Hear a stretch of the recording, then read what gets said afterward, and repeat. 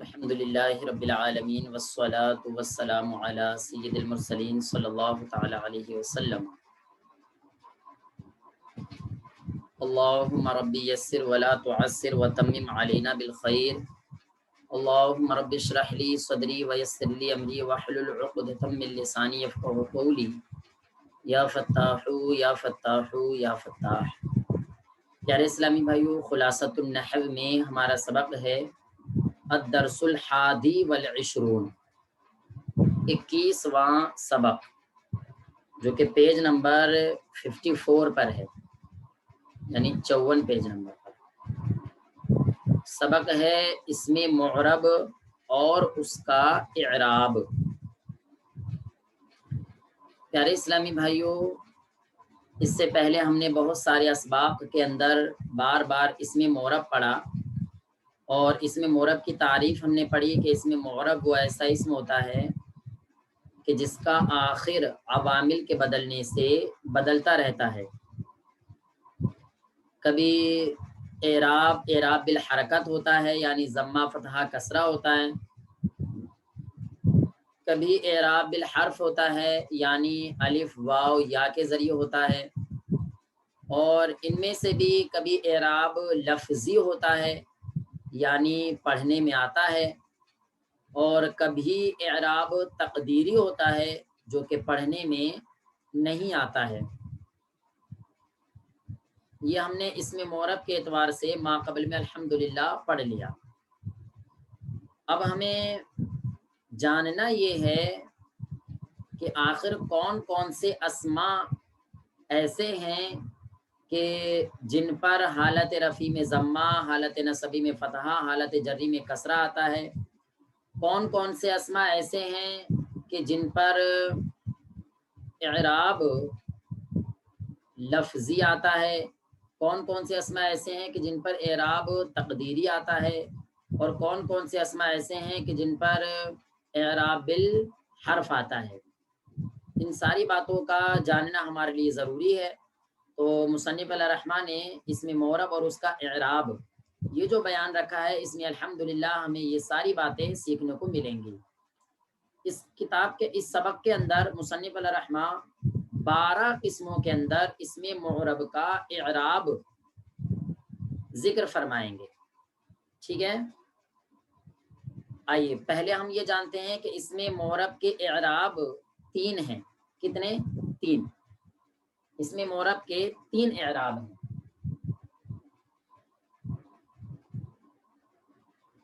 رفع،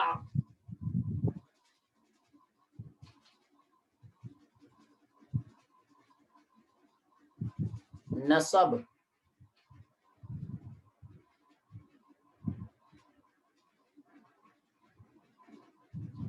جر۔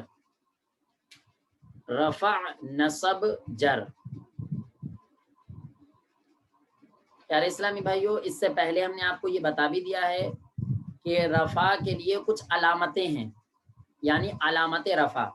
ایسے ہی نصب میں کچھ علامت نصب ہیں، ایسے ہی جر میں کچھ علامت جر ہیں، جو ہم نے آپ کو پہلے لکھوا بھی دی تھی۔ تو جن اسلامی بھائیوں نے نہیں بھی لکھی ہیں تو وہ لکھ لیجئے۔ رفع میں ضمہ، الف اور واو ہیں۔ علامت نصب فتحہ، کسرہ، الف اور یا ہے۔ جر، علامت جر 3 ہیں، کسرہ، فتحہ اور یا۔ تمام اسلامی بھائی اس کو لکھ لیجئے۔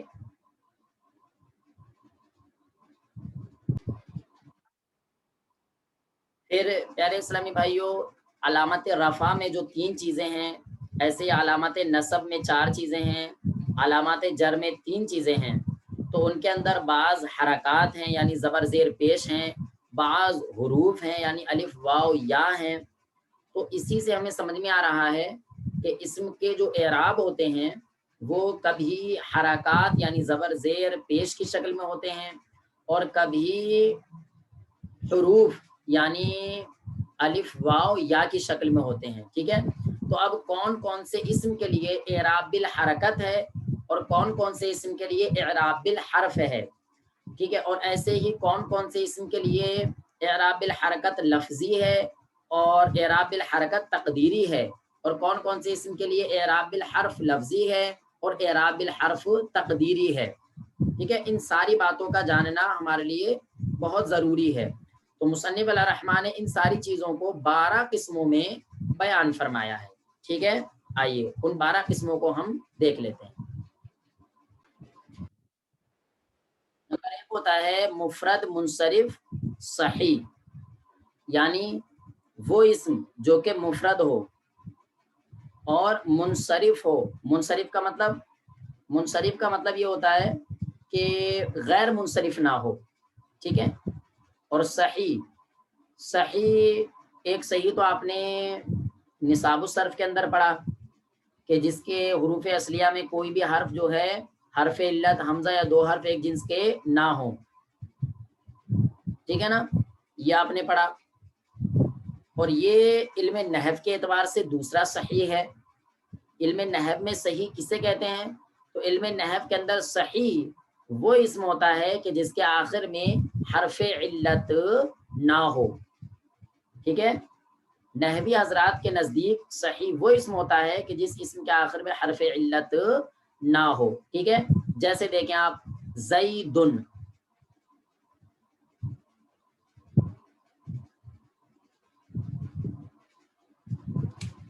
زیدن دیکھیں آپ، مفرد ہے، بالکل مفرد ہے، منصرف ہے، بالکل منصرف ہے، صحیح ہے، جی ہاں صحیح بھی ہے کیونکہ اس کے آخر میں حرف علت نہیں ہے۔ تو جو اسم مفرد منصرف صحیح ہوتا ہے اس کا اعراب بالحرکت لفظی ہوتا ہے، ٹھیک ہے۔ اور تینوں حالتوں میں تینوں اعراب آتے ہیں، یعنی حالت رفع میں آپ کہیں گے جاء زیدن، حالت نصبی میں کہیں گے رأیت زیدن، حالت جری میں کہیں گے مررت بی زیدن، ٹھیک ہے۔ ایسی زید کے علاوہ دوسری مثالیں دیکھ سکتے ہیں آپ، جیسے رجلن ہے، جاء رجلن، رأیت رجلن، مررت برجلن، اور بھی بہت ساری مثالیں لا سکتے ہیں۔ جاء امرأۃن، رأیت امرأۃن، مررت بامرأۃ، یعنی ہر وہ اسم جو کہ مفرد ہے، منصرف ہے اور صحیح ہے تو اس کا اعراب حالت رفع میں ضمہ آنا ہے، حالت نصبی میں فتحہ آنا ہے اور حالت جری میں کسرہ آنا ہے۔ اگر الف لام ہے اس کے اوپر تو ایک زبر ایک زیر ایک پیش آ جائے گا، اور اگر الف لام نہیں ہے تو تنوین آ جائے گی، ٹھیک ہے۔ یہ ہو گیا آپ کا مفرد منصرف صحیح۔ دوسرا ہے آپ کا قائم مقام صحیح،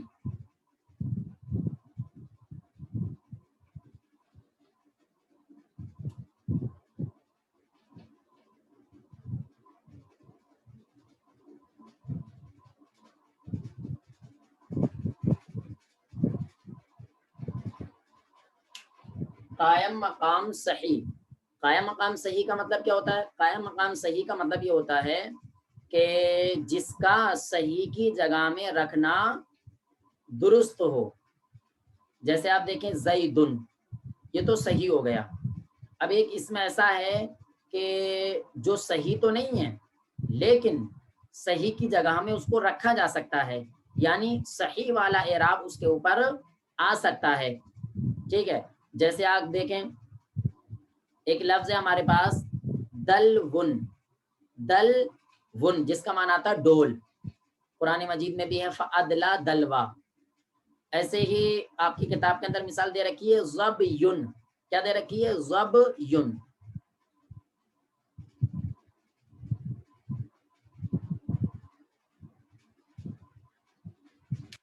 ظبیٌ، پیارے اسلامی بھائی آپ اس میں دیکھیں ضا ہے، با ہے اور یا ہے، آخر میں حرف علت ہے، اور نحوی حضرات کے نزدیک جس اسم کے آخر میں حرف علت ہوتی ہے تو وہ اسم صحیح نہیں ہوتا ہے، تو لہٰذا اس کے آخر میں حرف علت ہے تو یہ صحیح نہیں ہونا چاہیے، اور ظاہر سی بات ہے صحیح نہیں ہے یہ، لیکن صحیح کے قائم مقام ہے۔ کیسے؟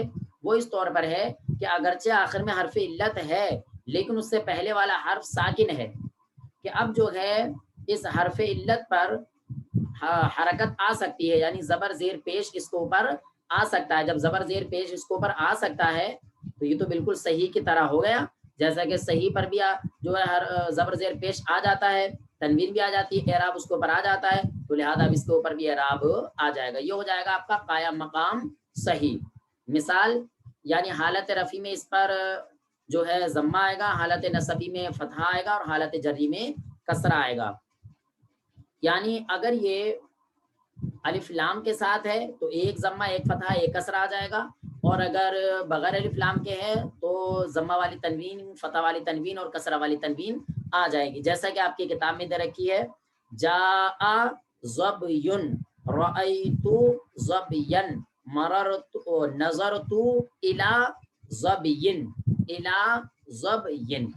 ٹھیک ہے، یعنی تینوں حالتوں میں تینوں اعراب آ گئے، اور اعراب بالحرکت آ گئے، اور وہ بھی ضمہ فتحہ کسرہ کی شکل میں آ گئے.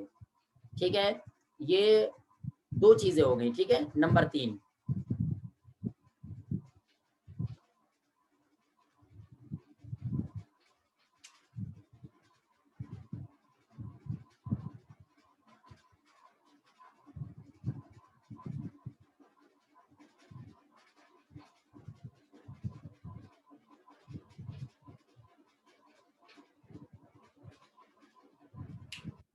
نمبر 3 ہے جمع مکسر منصرف، یعنی وہ اسم جو جمع ہو، اور جمع بھی کون سا والا؟ مکسر ہو، یعنی جس کے واحد کا وزن ٹوٹ چکا ہو، اور وہ بھی کون سا والا؟ جمع تکسیر کون سا ہو؟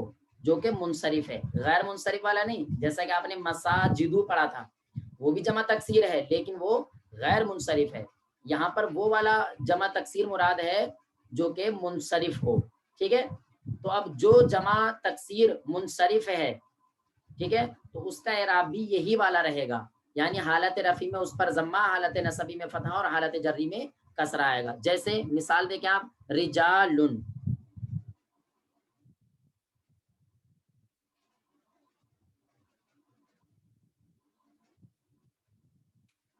اس کا واحد آتا ہے رجل، یہ رجال ہے. ٹھیک ہے، جو کہ جمع تکسیر ہے، اور جمع تکسیر یعنی جمع مکسر ہونے کے ساتھ ساتھ یہ منصرف ہے، غیر منصرف نہیں ہے. تو لہٰذا اس کا اعراب بھی وہی رہے گا جو پہلی دونوں قسموں کا اعراب ہے. کیا؟ حالت رفع میں ضمہ، حالت نصبی میں فتحہ، اور حالت جری میں کسرہ. یعنی آپ کہیں گے جاء رجال، رأیت رجالا، نظرت الی رجال. ہاں، اگر ان کے اوپر الف لام آ جائے تو پھر ایک فتحہ، ایک ضمہ اور ایک کسرہ ہو جائے گا. ٹھیک ہے پیارے اسلامی بھائیو، یہاں تک آپ کی 3 قسمیں ہو گئیں. نمبر 1 مفرد منصرف صحیح، نمبر 2 قائم مقام صحیح، نمبر 3 جمع مکسر منصرف. ان تینوں قسموں کا اعراب ایک ہے. یعنی اگر یہ حالت رفع میں ہوں گے، اگر یہ اسماء حالت رفع میں ہیں تو ان پر ضمہ آ جائے گا، حالت نصبی میں ہے تو ان پر فتحہ آ جائے گا، اور اگر حالت جری میں ہے تو ان کے اوپر کسرہ آ جائے گا. ٹھیک ہے پیارے اسلامی بھائیو، یہ بات ہو گئی آپ کی مکمل. اس میں اگر کسی کو کچھ دریافت کرنا ہے تو ارشاد فرمائیں، باقی پھر ہم آگے چلیں گے. ماشاءاللہ ہمارے احمد بھائی بڑا پیارا سوال فرما رہے ہیں کہ یہ ہمیں کیسے معلوم ہوگا کہ قائم مقام صحیح ہے. دیکھیے، جس اسم کے آخر میں حرف علت ہو تو وہ اسم نحوی حضرات کے نزدیک صحیح نہیں ہوگا. ہاں، اگر اس اسم کے اندر حرف علت سے جسٹ پہلے والے حرف پر اگر کوئی حرکت نہیں ہے، وہ ساکن ہے، تو اب آخر میں جو حرف علت ہے اس کے اوپر اعراب آنا صحیح ہو جائے گا. لہٰذا یہی اسم قائم مقام صحیح کہلائے گا.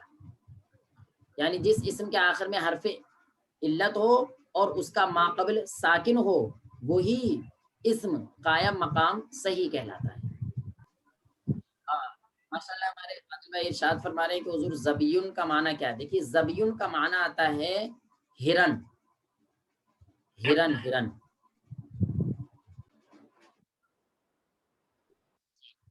ہماری بات چل رہی ہے اس میں معرب کے اعراب کے تعلق سے. یعنی فعل کے اسما پر کون کون سا اعراب آئے گا، یعنی اعراب الحرکت آئے گا، یا اعراب الحرف آئے گا، اعراب لفظی آئے گا، یا اعراب تقدیری آئے گا، کون سا اعراب آئے گا، اس تعلق سے ہماری بات چل رہی ہے۔ اسلامی بھائی کا مائک آن ہے، برائے کرم آف فرمائیں۔ جی، تو 3 قسمیں ہم نے پڑھ لی ہیں، چوتھی قسم ہے ہماری جمع مؤنث سالم، جمع مؤنث سالم تیسری قسم ہے یہ، یعنی جمع ہو، اور جمع بھی کس کی، مؤنث کی ہو، اور مؤنث کی کون سی جمع ہو، جو سالم ہو، کہ جس کے اندر واحد کا وزن سلامت رہے۔ جیسے آپ دیکھیں مسلمات، قراسات، ٹھیک ہے، شجرات، حائزات، ٹھیک ہے نا، وغیرہ وغیرہ، جتنے بھی مؤنث ہیں اور ان کی جمع مؤنث سالم ہے، تو ان کا اعراب کیا ہوگا، ان کا اعراب ہوگا حالت رفعی میں ضمہ، اور حالت نصبی اور جری میں کسرہ، یعنی حالت رفعی میں ضمہ آ جائے گا، اگر الف لام ہے تو ایک ضمہ آ جائے گا، اور اگر الف لام نہیں ہے اس کے اوپر تو پھر ضمے والی تنوین آ جائے گی، اور حالت نصبی میں اس پر فتحہ نہیں آئے گا، بلکہ حالت نصبی میں بھی کسرہ ہی آئے گا۔ اگر الف لام ہے اس کے اوپر تو ایک فتح، ایک کسرہ آ جائے گا، زیر آ جائے، ایک زیر آ جائے گا، اور اگر الف لام نہیں ہے تو 2 زیر، یعنی زیر والی تنوین آ جائے گی، اور ایسے ہی حالت جری میں بھی اس کے اوپر کسرہ ہی آئے گا، یعنی اگر الف لام نہیں ہے اس پر تو 2 زیر آ جائیں گے، اور اگر الف لام ہے تو 1 زیر آئے گا۔ جیسے آپ اپنی کتاب کے اندر دیکھیں، کتاب میں تو قرہ ساتن والی مثال دی ہے، ہم یہ والی مثال دیکھ لیتے ہیں، ہذہ مسلمات، رأیت مسلمات، مررت بمسلمات، یا نظرت الی مسلمات۔ آپ کی کتاب میں مثال دی ہے ہذہ قراسات، رأیت قراسات، نظرت الی قراسات، ٹھیک ہے، یہ ہماری چوتھی قسم کی بات مکمل ہو گئی۔ اب آ جائیے 5ویں قسم پر۔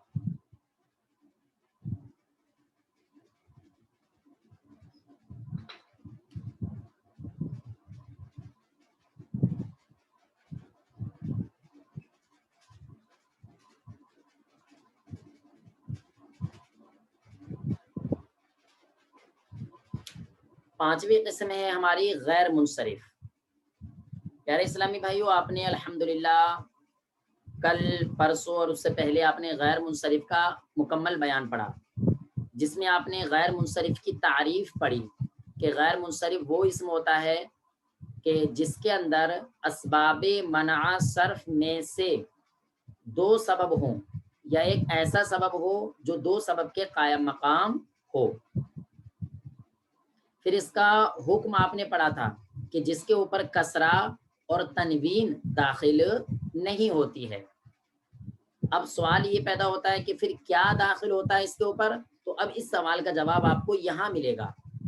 فرما رہے ہیں غیر منصرف، اس میں معرب کے اعراب کی 5ویں قسم ہے غیر منصرف، ٹھیک ہے۔ غیر منصرف میں آپ کوئی سا بھی اسم لے سکتے ہیں، جیسے انہوں نے مثال پیش کی عمر والی، ٹھیک ہے، ہم مثال لے لیتے ہیں مساجدو والی، ٹھیک ہے، جیسے آپ دیکھیں مساجدو،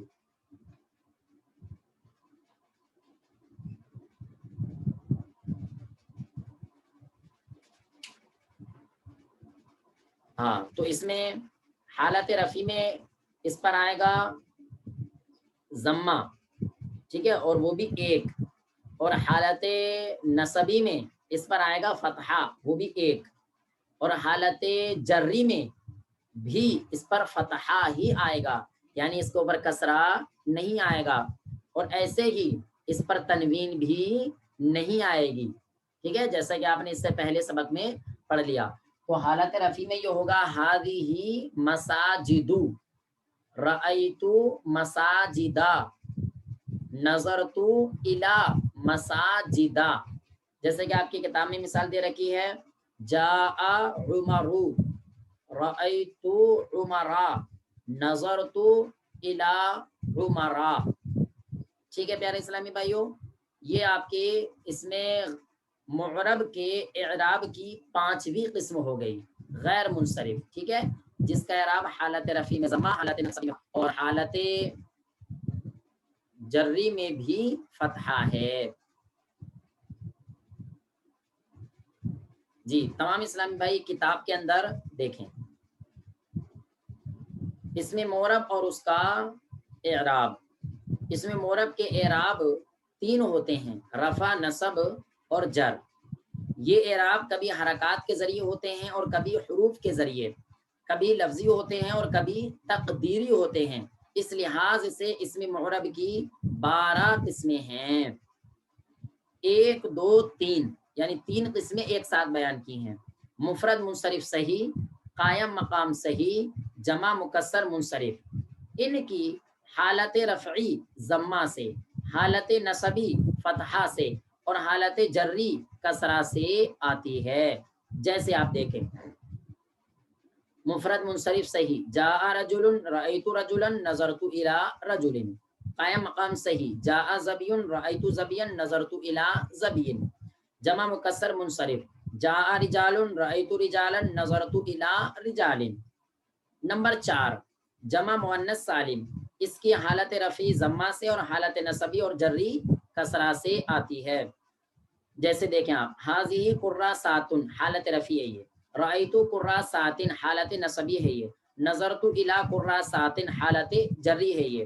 نمبر 5 غیر منصرف، اس کی حالت رفعی ضمہ سے اور حالت نصبی اور جری فتحہ سے آتی ہے۔ جیسے حالت رفعی ہے جاء عمر، حالت نصبی ہے رأیت عمرہ، حالت جری ہے نظرت الی عمرہ۔ صلو علی الحبیب صلی اللہ علی محمد صلی اللہ علیہ وسلم۔ پیارے اسلامی بھائیو یہ آج کا سبق آپ کا مکمل ہوا۔ اس میں اگر کسی اسلامی بھائی کو کچھ دریافت کرنا ہے تو ارشاد فرمائیں۔